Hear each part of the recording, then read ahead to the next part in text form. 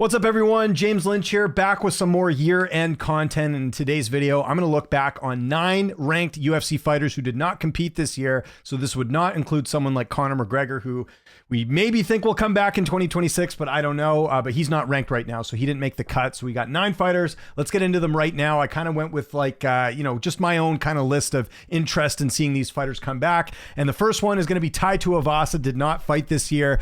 He did an interview recently where he talked about how he wanted a bit of a break. So this didn't look like this was injury related. There's a story that I found before I hopped on here. Said that he's going to be fighting again in 2026.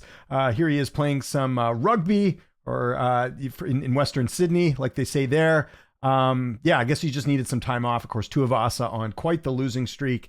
He has not won a fight since February of 2022. So we'll see what's in store for Tai Tuivasa in 2026. Looking to come back and make some noise. We'll see what happens there. Okay, the other name was a fighter that was supposed to fight this year and he didn't, and that is the Prince Amir Albazi, 17-2 record.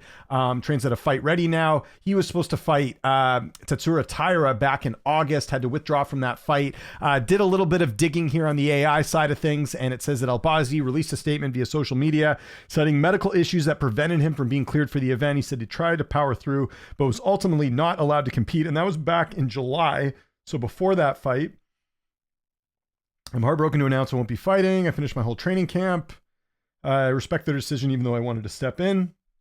So this is back in July. I've not heard anything as to what's going on with Albazi. I mean, this was in July, and he looked like he was supposed to have a grappling match against Isu Formiga back in November, but I'm assuming he's okay to go, but I don't even know why he withdrew from that grappling match either. So flyweight division going through a bit of a transition period right now. Of course, we have a new champion. We'll see what's in store for Amir Albazi in 2026, but he's another notable fighter that did not fight in 2025. Okay, let's take a look. This was one that I kind of forgot about. Irene Aldana did not fight this year. 15-8 record, former title challenger. She's 37 years old. I know she switched management recently. I believe she's with Iridium now, but we haven't seen her since the fight against Norma Dumont. I tried doing some digging here, didn't find anything about her being out. I'm assuming it was an injury or something along those lines, but I have not, there wasn't even a fight that she had booked here, which is a little bit nuts. Of course, just had the Nunes fight back in 2023, had the Carol Rosa fight in December, and then just one fight in 2024, and then didn't fight at all this year. So we'll see what's going on with Norma Dumont. Of course, they do like going to Mexico a lot, the UFC that is, so I imagine she'll be used for one of those cards in the future, but no update on Irene Aldana and when she is going to fight again. All right, sticking with the women's bantamweight division, Raquel Pennington, the former champ, she has not fought since her loss against Juliana Pena, which was a split decision back in October of 2024, a fight that some people felt should have gone Raquel Pennington's way. And I did a quick AI search here, and it seems that Raquel Pennington has not competed in 2025 because she's been recovering from a significant neck injury and subsequent surgery. She last fought at 307. And I believe that fight with Juliana Pena was a bit controversial, if I'm not mistaken. Let's go look at the scorecards there. Did the majority of people think that Pena won that? Drum roll, please. Yes, a lot of people felt like Raquel Pennington did win this fight. Look at this. Only one media member scored the fight for Pena. One scored it a draw. The rest scored it for Pennington. So unfortunate for Raquel Pennington. 37 years old now. We'll see if she ends up returning in 2026. I would imagine she is.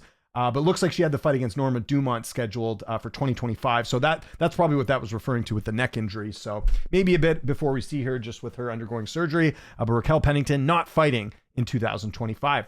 Okay, here's another one that I kind of forgot about a little bit. Casey O'Neill did not fight this year. 10-2 record. Of course, she switched camps a little while back, training at Fight Ready now. She was at Extreme Couture for a while. She has not fought since the Luana Santos win back in August of 2024. And of course, she dropped... she was flyweight, and then, never mind. For some reason, I thought she dropped a weight class. I don't know why I thought that. And you know what? There was talk about her dropping down, and she never ended up doing it. But anyways, coming off a win over Santos, that was back in August of 2024. Did not fight. Did a quick AI search again. Shout out to AI. Casey O'Neill has not fought since August 2024 because she suffered an injury that required her to postpone her return to the octagon. She posted an update in February 2025 explaining the situation, stating that she had gotten hurt while beginning training for the scheduled fight and was recovering with the help of the UFC Performance Institute. Had a busy schedule. Yeah, so no updates since then. She does not have a fight booked for 2026. Someone to keep an eye on in the women's flyweight division, which is still reigned by Valentina Shevchenko. So Casey O'Neill, maybe we'll see her back in 2026. Okay, another guy that did not fight this year in the UFC featherweight division, that is Arnold Allen, 20-3 record, still 31 years old. He is scheduled to fight Jean Silva next year, but the last time we saw him in action, July of 2024, getting that win over Giga Chikadze. Of course, he had that close fight with Movsar Evloev in Toronto back in 2024 as well. He lost to Max Holloway, but really exciting fight here against John Silva. Big opportunity for him here if he wants to get sort of in the conscience of the UFC as far as a title contender. This would be a big win for him if he's able to take out Jean Silva in this fight, and that's going to be coming up on the Gaethje Pimblett card, which is January 24th. So we're going to be seeing him here in just over a month at the time we're recording this. So yeah, that's what's going on with Arnold Allen. Okay, another fighter that did not fight this year either, and I still don't know why. Movsar Evloev, 19-0 record, did not fight this year. He had the scheduled fight with Aaron Pico. Of course, the Sterling fight, for some reason I had it in my head that the Sterling fight was this year. It was not. So that was end of last year. And he did get in 2 fights in 2024. But this year, withdrew from the fight with Aaron Pico. Now, let me know in the comments if anyone knows, but I did some digging. I still don't know why Evloev was pulled from that fight.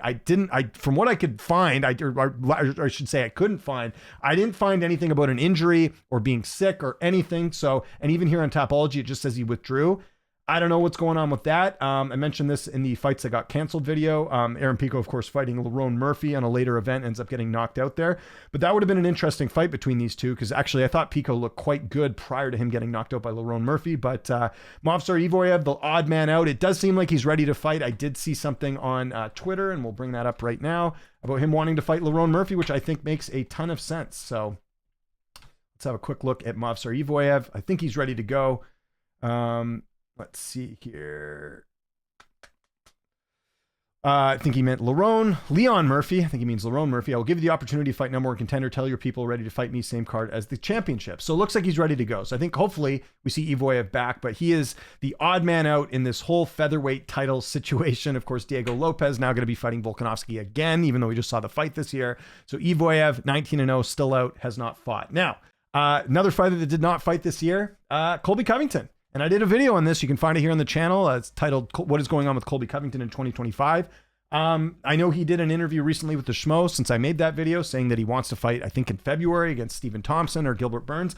I'll believe it when I see it, but it seems like Colby Covington is having a very good time playing poker. That's how he's making his money these days. 37 years old. He's going to be 38 in February. So even if he comes back, he's going to be close to 40. And he has not fought since that TKO doctor stoppage against Joaquin Buckley in December of 2024. So he is scheduled to have the wrestling match with Luke Rockhold. So my whole thing was, and I did a video on the Rockhold fight too as well. I think if he's coming back to the UFC, why is he not coming back? Like, why is he wrestling Rockhold instead? Don't you want to? I have this theory that I think Colby's retired, and we'll see if that ends up true in 2026. But it's like I mentioned in that video, I don't think anyone predicted Covington's career to kind of end this way, which is just he kind of just quietly goes off and does his own thing. So we'll see if Colby fights in 2026. I know people say, oh, he's waiting for the White House. I've said this before, like, I don't think the UFC is like banking on Colby or like wanting Colby to fight on the White House card. I think if Colby wants to fight on that event, he'll start making some noise. He'll start doing some interviews, but I haven't seen a lot of that since he last fought. So we'll see if Colby fights in 2026. But as of right now, nothing scheduled other than the Luke Rockhold wrestling match, which will be interesting because Rockhold's a lot bigger than him. Okay, and the number 1 fighter who did not fight this year, and it's very unfortunate because he's in the prime of his career, he's undefeated, and he just was battling some injuries, and that was Shavkat Rakhmonov, 31 years old. Already came out and said, I'll fight someone else. He's willing to fight someone else to get that title shot. Of course, he's coming off that win over Ian Machado Gary back in December of last year.